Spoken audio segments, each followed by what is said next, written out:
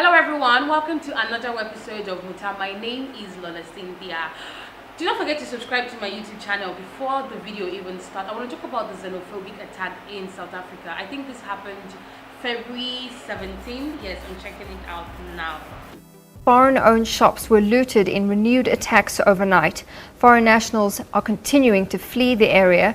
Locals went on the rampage targeting spaza shops. They accused foreign nationals of drug peddling and stealing their jobs.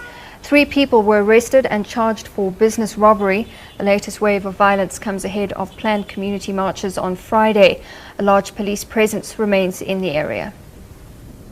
Okay, you know the thing with South Africa is that most people don't understand the xenophobia in it, because if you're outside looking from outside in, you can be like, oh, there's so much hate for like foreigners there. But I think it has to do with the fact that a lot of them are poor. Let me just give you the layers to oppression in South Africa.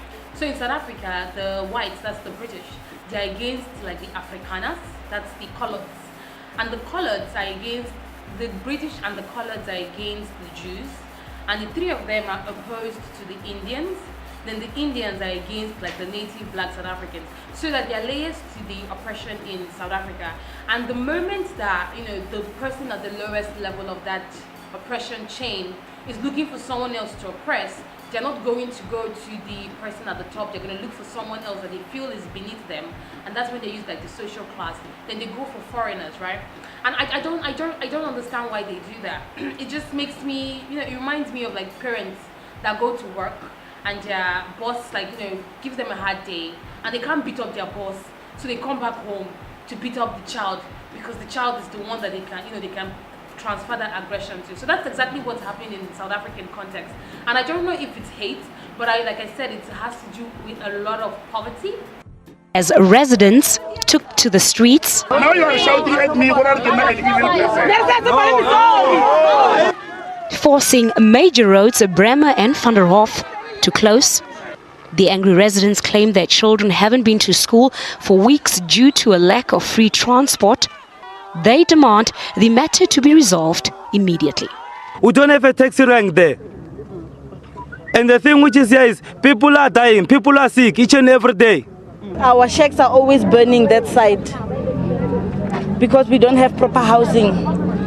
We are drinking dirty water. When the protest lost steam, foreign-owned shops were targeted, prompting some shop owners to pack up and leave. Now my shop is empty, already is broke, it's take everything. That's why I'm afraid. These people want to kill me. Protesters say their issues are a lack of proper housing, clean running water and electricity, among others. Unemployment, poverty and of course a lack of infrastructure is very high in this informal settlement. I don't understand how foreigners are the reason for them not getting access to these basic necessities, quote unquote. And when it comes to poverty, it affects the mind, and I feel like most of their anger is misplaced anger. If you're in South Africa, more of the assets, so like 10% of the population are the ones that own 90 to 95% of the land, and the 10% are the whites, obviously. Like 45% of black people are unemployed compared to the 5% of the whites. So when you look at these statistics, it's ridiculous. Even the whites, they earn like 6 times the blacks, and the white population, that's just 10%. But they occupy 60% of the top management positions in the country. So this is like misplaced anger. You're coming at the other person that is coming there to scrape for for change. And I understand it on theory, when they're telling you that, oh, we literally have like how many percent to ourselves, 5 or 10% to ourselves, like the blacks. So why is that the foreigners are coming to take out of, they want to come and shorten our ration from the 10%. But it makes no sense because these blacks are there and they're just coming to fend for themselves.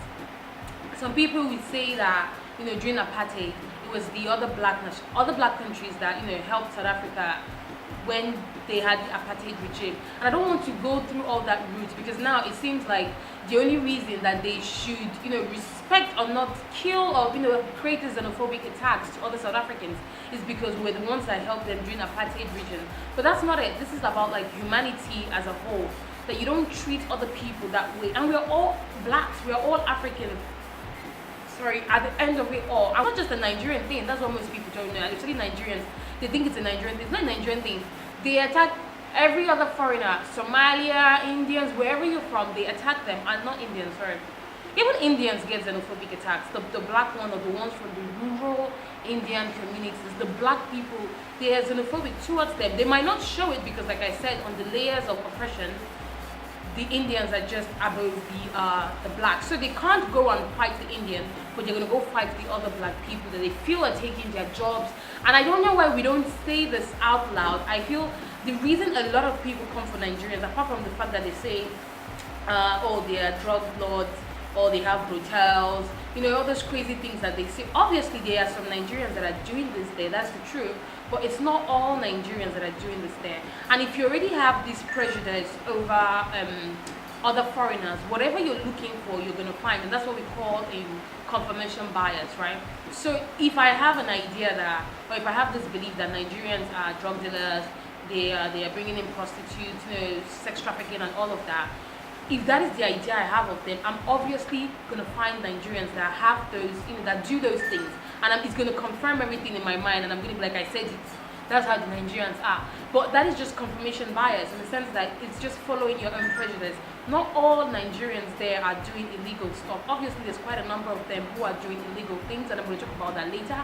But not all of them are doing that. The other Africans, I don't know what they're doing, that we just go and we attack them. And I'm saying we because I lived there for a long time, and I was lucky enough, privileged enough to not be attacked because of the way I look, and people just sort of assume that I'm South African as well.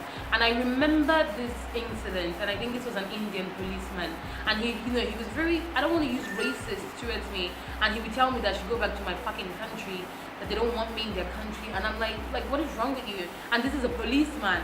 So even if the people in power that are meant to sort of protect the citizens are also xenophobic or are also racist, then I don't know how it's going to stop. I don't know if you saw the video last year or 2 years ago with the policeman. They dragged, this, I think it's from Malawi or Zambia or so.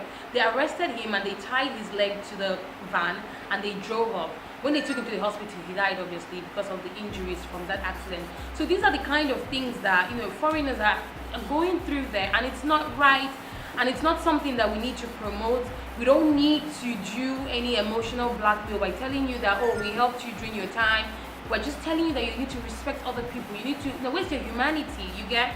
I understand that poverty has a lot to do with this, and it's transfer of aggression. You all want to put it on someone, but it's misplaced, misplaced anger. The people you should be angry with are the whites that are taking up all the money, that are taking up all the jobs, the top jobs, your lands as well. And I'm not saying you should go and do some vigilante and go and fight everyone. Obviously, there are ways that we can handle this in a proper or diplomatic manner, but that is where that rage should be, not at the fellow, foreigners that are going there looking for jobs. You say they're coming to take your job, but this is a cleaner, or this is someone that owns a spaza shop, but you're still, taking from the little that they have. And I don't know what else to say. It is quite sad. If you look at statistics also, they say 116 Nigerians have been killed in 2 years just over xenophobic attacks, and last year alone 20 people have been killed. Then you're like, we're not moving forward. If you remember, even in 2009, 3,000 Zimbabweans were displaced from their home just because of xenophobic attack. In 2008, 67 people or so died.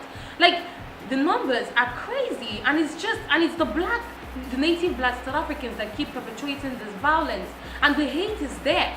The hate is right there, and I don't want to use the word hate because it's so strong, but I don't know what else to use. The hate is there, it runs deep, and I know that apart from the fact that they target every other foreigner, the one for Nigerians is quite steep. Nigerians, wherever we go, there is this presence. We like to dominate, and when we go there and we dominate, and because we're very extravagant and we're very flashy, it's going to be so much more obvious. And now when we go there and we make money, and I know people don't talk about this, but we make money and we go and we take their women and they will rub it in the face of the South African men that don't have money or are trying to find for themselves, and they can't even get that woman that they like because of a Nigerian man has taken over that woman. So that is one of the things, this is one of the reasons why they hate Nigerians a lot. And Nigerians are really, really flashy, and they can be quite condescending. I'm not trying to justify it, but I'm telling you that because I understand the way the Nigerian people behave and the way they look down on the South Africans as well, which sort of triggers this aggression and triggers this violence towards them. So yes, I get it. I get that poverty does something to the mind. There's a lot of despair and people just want to vent, but you're doing it the wrong way. And if you keep doing this, countries are gonna retaliate. If you see an article, I'm gonna post everything down here. People are already talking about how violence is not monopoly. You're not the only one that has the access or the right to be violent. Other countries or other nationals are gonna fight against this violence, and it's going to erupt, and it's going to be something really, really nasty.